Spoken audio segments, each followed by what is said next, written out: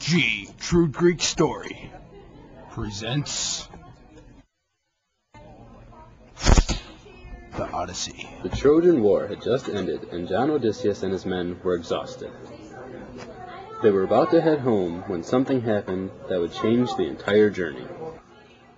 Okay, so we may have killed a village of innocent women and children, and we may not have said a prayer afterwards.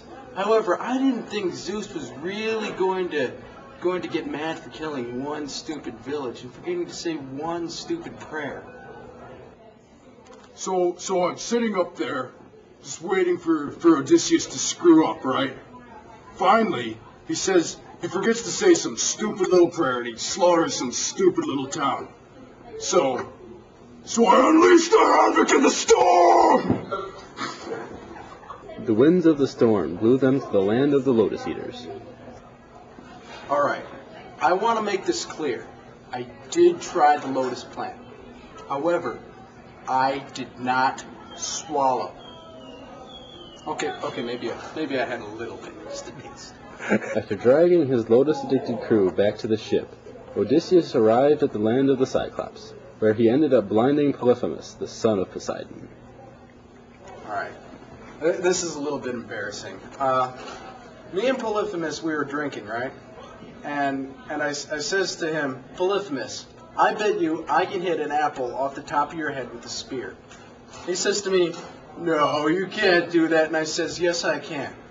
However, what you got to remember is that I was pretty drunk. All right. I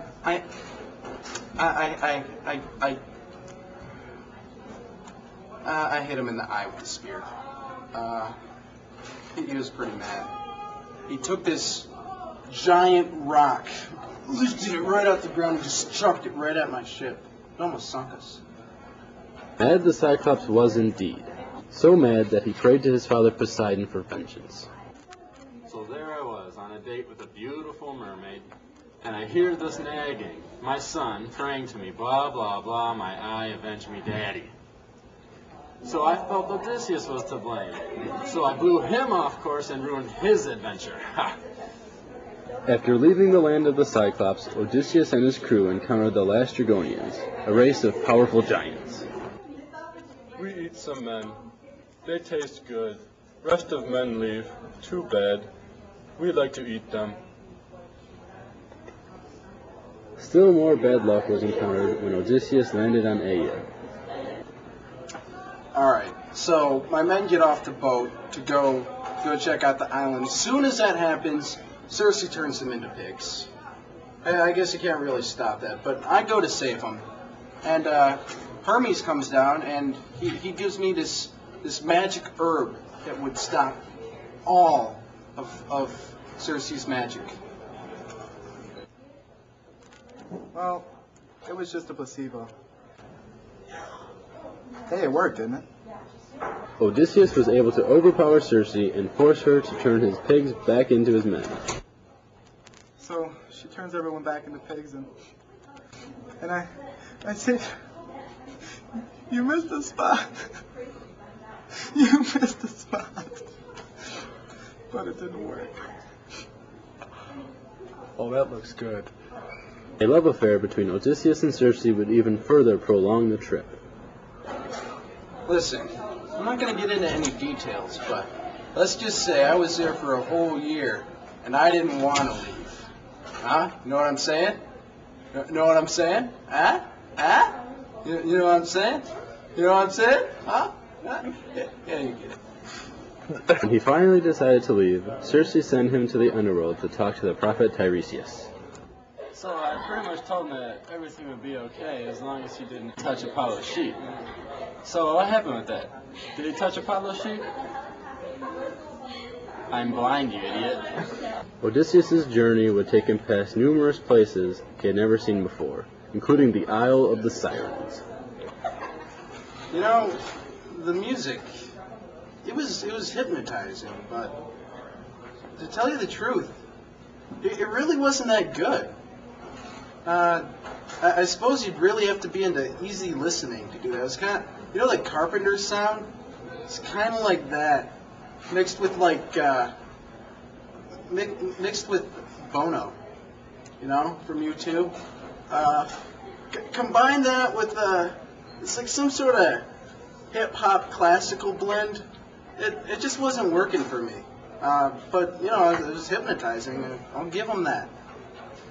His journey would also take him past a hydra. Yeah, hydra. I remember that. It had these 6 huge heads. This took 6 of my men right off the boat. To tell you the truth, I kind of positioned them on that side of the boat. I didn't really like those guys. And of course, once they got to Apollo's island, they ate the sheep.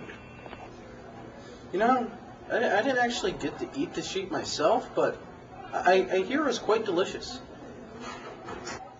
Why? Why Blinky? Of all the sheep on my island, they had to eat Blinky. Why? Why Blinky? Turn off. To avenge the death of Blinky, Zeus shipwrecked Odysseus' ship. Odysseus wound up on an island with Calypso, a beautiful nymph that held him captive. You know, first it wasn't so bad, you know, you're stuck on an island, beautiful nymph, but, you know, a couple years into the relationship, I started to feel less and less like the man, if you know what I'm saying. Yeah, I hope I never have to wear that saddle again.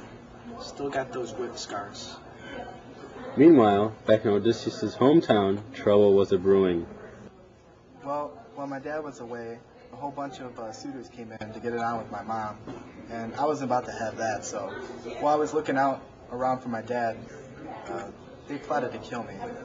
It didn't work, obviously, but it got me work.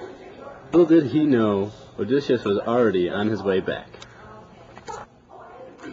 Alright, so I go back to the island, and I'm dressed in these really ratty clothes, going to make my way home, but that's when I realize nobody knows that I'm Odysseus. I decided to play this to my advantage. To reclaim his throne, Odysseus participated in an archery contest. My wife, she kind of suspects that I'm Odysseus, right? But she doesn't know, so she devises an archery contest.